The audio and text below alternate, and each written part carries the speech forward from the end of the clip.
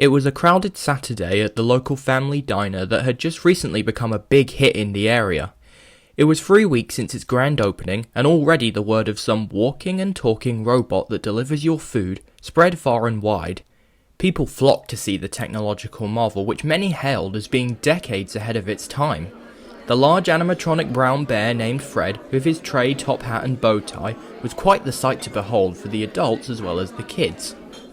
Fred did manage to scare one kid though, a little boy who sat all by himself at his table while his mother was away at the bathroom for a brief moment. The hulking Fredbear shook the building with his pounding feet, and his jagged protruding gears ticked loudly. Without his mother to comfort him, the little tyke was downright terrified by Fred. Fred lifelessly spun his head backwards towards the boy and proceeded to stomp his way over to deliver the food his mother had ordered. Tears streaming down his face, with snot in his nose, the little boy quickly jumped off his seat and trotted out the front door. He ran past the parking lot and collapsed upon the grass, not too far from the road. As the boy cried helplessly on the ground in his white shirt with black stripes, he pulled a vintage music box that his mother had given him out from his pocket. He wound it up and let it go, allowing it to play the song My Grandfather's Clock.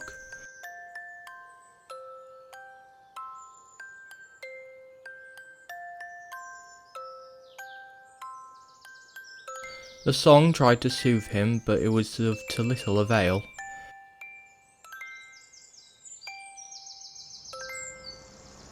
Then, from seemingly out of nowhere, a car slowed down and stopped in the middle of the road ahead of him. The little boy cried for his mother to scoop him up and carry him home, too much to notice the car a few short meters away. It stood motionless when its doors opened, and suddenly a man set foot upon the road. Leaving his door open, the man walked towards the defenseless child, plucked him up from the grass and carried him away, never to be seen again. If you were to ask any individual born no later than the 1980s living in suburbia America about strange happenings or urban legends, you'll find that most could give their own personal account regarding the atrocities that took place in the infamous Freddy Fazbear's pizzerias. As years rolled over, people found it less uncomfortable to talk about what happened in the children's restaurant chain. The incidents began to float away into the fog of memory, and the finer details of their horrors were forgotten by most. Even the police reports, with all of their facts and photographs, could never describe the fear and sadness that once hauntingly loomed over kids and grown-ups alike. Despite all the initial popularity of Fredbear's Family Diner, it never recovered after the abduction. The community was just too hurt and frightened. It really was quite the tragedy. Those hapless restaurant owners never deserved what was dealt to them. Eventually they had to sell out or face total bankruptcy. While Fred's AI was remarkably basic, his pistons, springs and other inner mechanisms made him far too valuable to be thrown away. Investors and upcoming entrepreneurs still saw the worth in old Fred, and poured their money into what would become the hopeful Freddy Fazbear's Pizzeria, starring Fred. But, unknown to them, that abduction was only the prelude to a nightmare, one that at the time seemed to not have an end. But it did, and I'm thinking Fredbear would be there to see it all. Fazbear Entertainment was founded in the late 70s, and in their debut they opened the first ever Freddy Fazbear's Pizzeria. It took years for Fred to see the light of day again, and when he finally did find himself in front of a family crowd, he wasn't Fred anymore. The new company, as well as Fred, had gone through countless reiterations, until the new owners had found their destined name, Fazbear. Fredbear, now Freddy Fazbear, had so many different parts and gizmos he wouldn't even have recognised himself if he could. The new modular fragments that composed Freddy were made in sufficient quantities as to allow additional animatronics. The owners thought of numerous new characters to accompany Freddy, but eventually they settled on these four: Bonnie the Bunny, Chica the Chicken, Foxy the Pirate Fox, and Golden Freddy, who was a yellow but otherwise identical version of Freddy Fazbear. The owners tried their hardest to distance Fazbear Entertainment and their characters away from the diner, and they mostly, if not entirely, got the desired result. It was in a different location, and years after the initial abduction, even those who thought Freddy closely resembled the original Fredbear didn't bat an eye. The loss of a precocious child wasn't entirely what bothered people. It was also that the kidnapper was never identified. Freddy carried with him a somber memory of regret and despair, which hauntingly lingered in the air around him. You could almost see an expression of remorse on the bear's face. Regardless, the restaurant was still as big of a hit as the owners could ever have hoped for. The seemingly impossible robotics in the costumes of children's cartoon characters captured the imagination of nearly all who visited. Seeing them perform live was just as magical as seeing Fredbear himself deliver food for the first time. They were all big and bulky, artificial fur coating their costumes, with robotic joints completely exposed. Bonnie the Bunny played songs on his clunky plastic guitar while Chica the Chicken danced about, and Freddy sang famous children's songs. Foxy the Pirate told jokes and stories in pre-recorded voices that were changed monthly, and Golden Freddy played games with the older children. All was looking well for the company, and opening new locations was already becoming a possibility. But it was after a few months of the opening on a crowded Saturday at the restaurant did a familiar car creep back into the parking lot. A little girl's birthday surprise was being set up by the staff as well as the parents. The young girl and her 4 other friends were having a ball in one of the party rooms, yet they were a tad suspicious about why every adult had left the room. They were completely alone. None of them had any idea about what was being set up. Foxy the Pirate jumped off stage in front of the crowd and made his way to the party room to give those 5 children their own private show. Never underestimate the cunning of a pirate! The parents held their cameras eagerly, waiting to make snapshots of cherished memories as they and the staff followed Foxy down the hall. Foxy leapt into the party room with his hook hand in the air, spouting his pre-recorded messages. "Ahoy, landlubbers! 'Tis I, the one from Pirate's Cove." "Arr, I came for ye booty. That be treasure, you know. Arr, so much more spacious in here." The room was empty. "Let's make this here party one swashbuckling adventure. What say ye?" Shallow puddles of blood wetted the tile floor. The staff-only door connected to the room was hanging open, previously locked minutes ago. The staff quickly began to evacuate the building and call the police. The parents cried out in terror. Foxy's AI was greatly confused regarding the lack of children in the designated room he was told to visit. "What say ye? What say ye?" He aimlessly pranced around the room, his metal feet scraping against the tiles. He looked for someone. Anyone. "What say ye? What say ye? What say ye?" "That's horrible. I never knew any of that," said the day guard as he walked down the main hall with the assistant manager. "You didn't know about the kidnappings?" he asked. "Well, I did about the murders, but not how they happened, or about the diner. Are the murders why the place was shut down?" He didn't respond immediately. He felt as though his new guard wasn't getting it. The bodies were never found, you know, so they could still be alive, somehow. Then he cleared his throat. "The abductions caused the downfall, at least, much like the diner," said the assistant manager. "I've heard some spooky things about that place," said the guard. "That after the kidnappings, the robots would, walk around at night and attack people? He was cut off mid-sentence. "You really shouldn't listen to people's exaggerations and rumours. Not everything you hear is true." They both made it to the parts and service room of the building. The assistant manager switched on the light, and what appeared before them were the characters from the first Freddy Fazbear's Pizzeria, scattered across the floor. Freddy was lying motionless on the ground, staring at the 2 of them.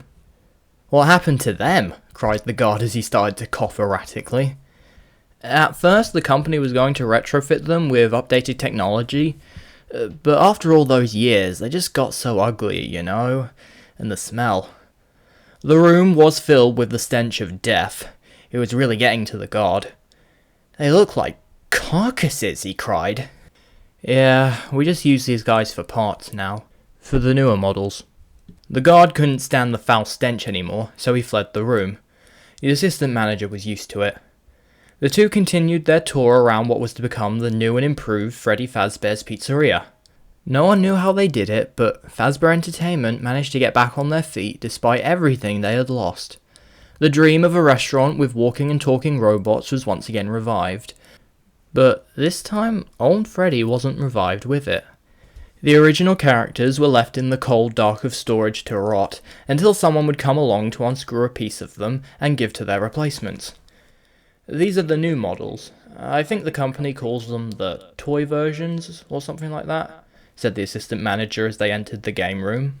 The game room was by far the largest section of the building. Arcade machines were aligned in rows, a small merry-go-round was erected in the centre, and a stage faced the area. So, that one would be Toy Freddy, he said as he pointed to the new Freddy standing on stage.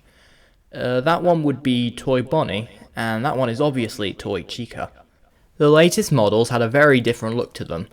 They were made out of hard, cheap plastic that was highly saturated with bright, vibrant colours. They had blank gazes and big rosy cheeks.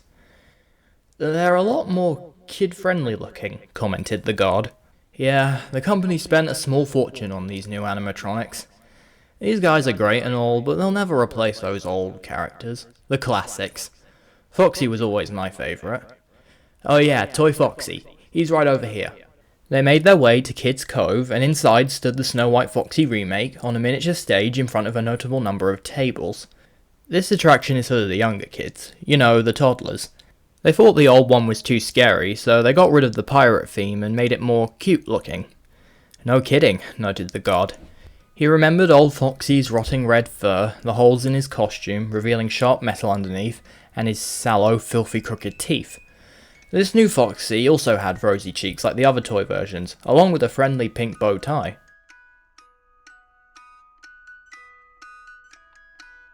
I think I'm hearing a music box somewhere. Do you hear that? The guard asked.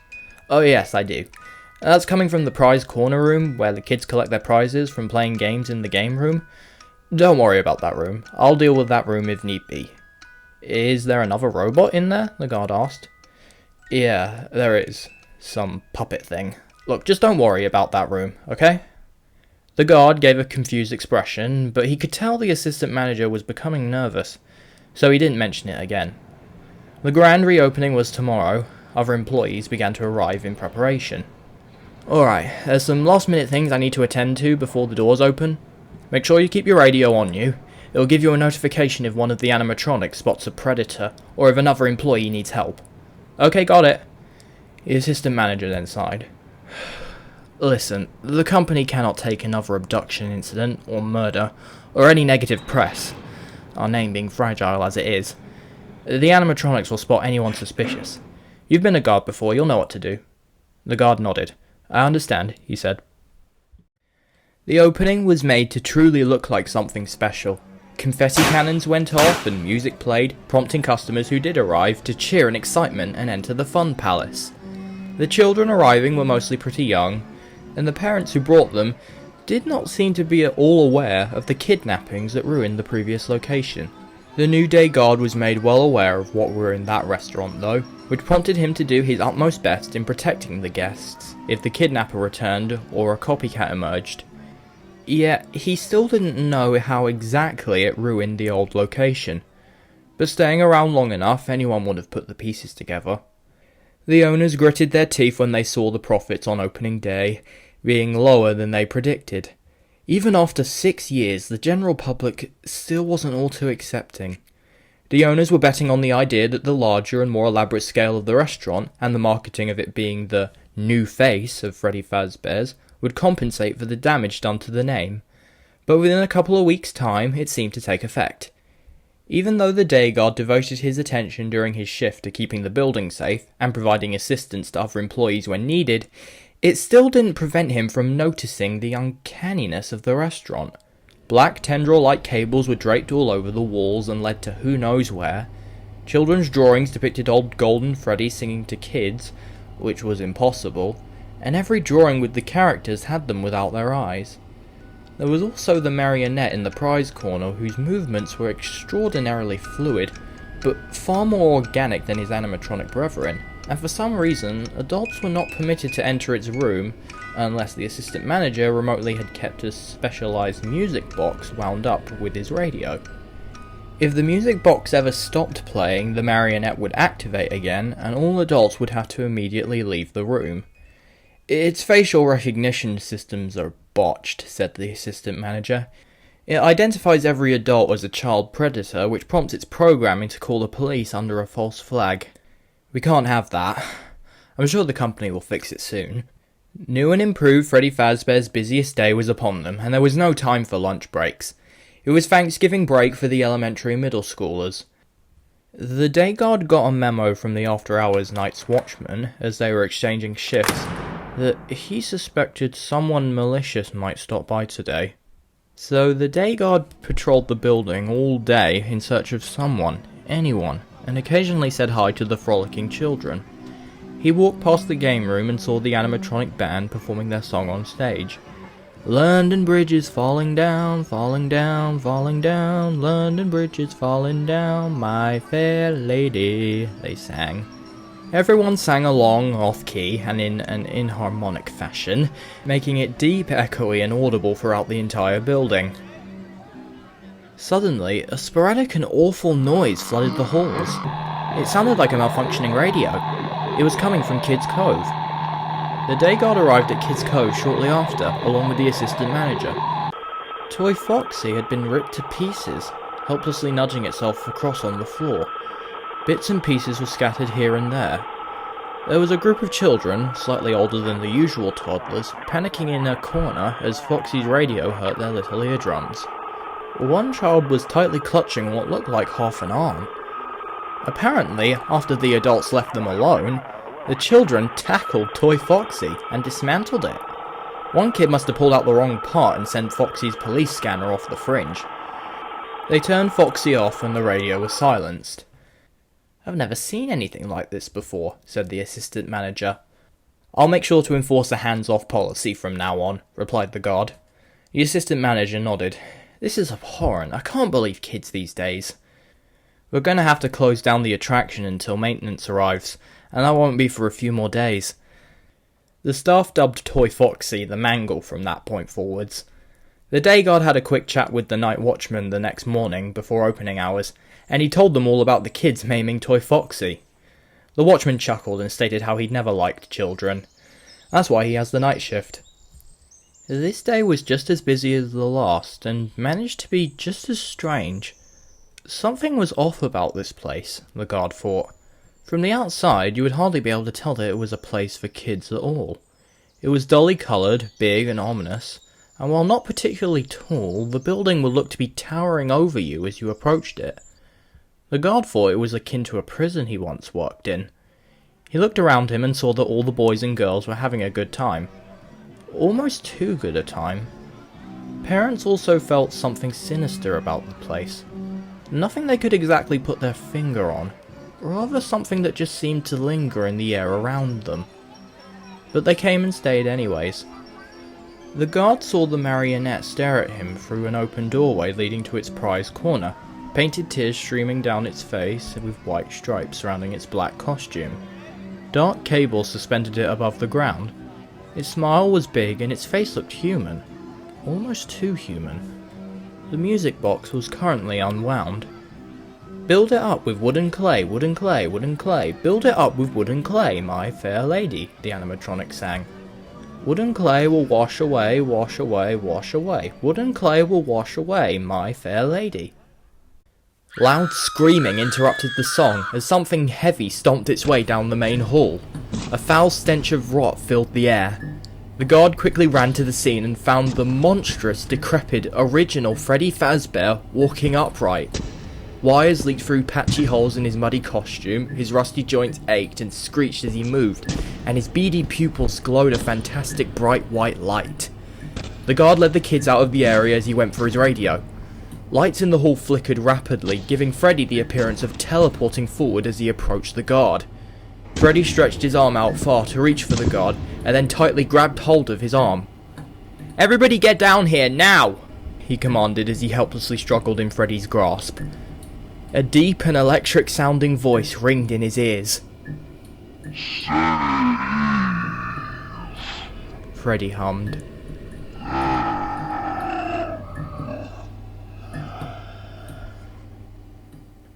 Freddy let go of the guard and collapsed to the ground, the assistant manager now standing behind him.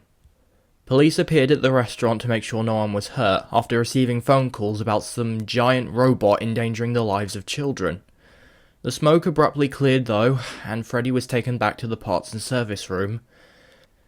The police did, however, end up staying because of a far more sinister find that was hiding in the shadows. The day guard was idly standing around waiting to hear something, anything.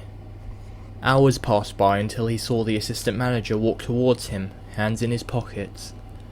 The guard slowly stepped forward to greet him. "What happened? You've all been back there for so long. Is everything alright?" The assistant manager was silent for a moment. He said. "There's been another set of abductions." The guard couldn't believe it. "That can't be! I've been here every day of operation from opening till close." "The night watchman, after hours, he used one of the costumes," said the assistant manager. "We had a spare in the back, a yellow one. He used it to... Oh God, those poor kids." Wiping tears away from his eyes, he mumbled softly, "I'm so sorry." The guard stood completely dumbfounded. Everything felt so surreal to him. Eventually, the assistant manager pulled himself back together. "We caught him on the security cameras. He deleted the footage, or at least thought he did. We recorded to 2 separate locations for things like this." "When did this happen?" the guard asked. "Yesterday," he responded. Freddy's impossibly white eyes were burnt into the guard's brain. He remembered the words Freddy mouthed to him. His message was starting to make sense. Everything was starting to make sense. "Those old characters really did walk around at night, didn't they?" the guard asked. There was a long pause. "We don't yet have an explanation regarding what the old Freddy did earlier," the assistant manager said. "But I'm sure our engineers will get hard at work on it. This whole day has been a shock. Don't let your emotions get the better of you." The guard gave a look letting him know he wasn't buying none of it. Not anymore. "Just listen to me," said the assistant manager. "We're closing down, at least for a while. But we have one more event scheduled for tomorrow, a birthday. You'll be alone on day shift, for I'll be taking the night shift tonight." No, I don't think I'm staying any longer," the guard said. "Please, it's just one more day. It'll be your last, I promise. I'll stay close to the animatronics tonight and make sure they don't hurt anyone. Now, they had some questions for you." The guard reluctantly agreed and walked off to meet with the authorities. As the 2 men parted ways, the assistant manager felt compelled to give one last comment. "Hey, listen," he spoke hesitantly. "Regarding your encounter earlier today, you are very lucky to be alive. The same man followed old Fredbear to every new location, committing the same heinous act again and again, as if a cruel joke. The old characters, now joined by their new doppelgangers, maliciously wandered the dark corridors all night to the tune of a vintage music box. Their glowing white eyes pierced through the blackness as they aimlessly scampered about. The assistant manager wasn't sure what they were looking for, but he knew what would happen if they saw him. The day guard was not so lucky. Toy Bonnie, Toy Freddy and Toy Chica all sang their song along with the children. He thought there was something different about the toy animatronics now. They moved in ways he hadn't seen before, and they spoke words he hadn't heard before. "Set a man to watch all night, watch all night, watch all night. Set a man to watch all night, my fair lady." But during the show, one of the children ended up getting frightened by the animatronics. A character stared at the little boy with its cold, lifeless eyes, which made him burst into tears and flee. The guard saw him run away and chased after him. The little boy trotted into the prize corner, and the guard followed him in there. He spotted the boy crying in a corner and told him, "Hey little guy, what you doing here? The party's over." The guard then remembered what room he was standing in. He also remembered how he didn't preemptively wind that mysterious music box. As he was frozen in place, a ghostly figure suspended by dark cables hung from the ceiling above him. With a childish voice, it whispered into his ear, "It's me." There wasn't really any speculation about what happened that day in 1987, for there were several guests who saw the whole thing. The court forced the dismantlement of all the new animatronics due to their malfunctioning, compensation for the poor guard's family, and the permanent closing of Freddy Fazbear's Pizzeria. The old characters were shoveled into the back of a truck and shipped away. No one knows where they ended up or what became of them, but maybe they'll reappear somewhere one day, maybe. As for the owners, the CEO of Fazbear Entertainment issued one last public statement. These characters will live on in the hearts of children. These characters will live on.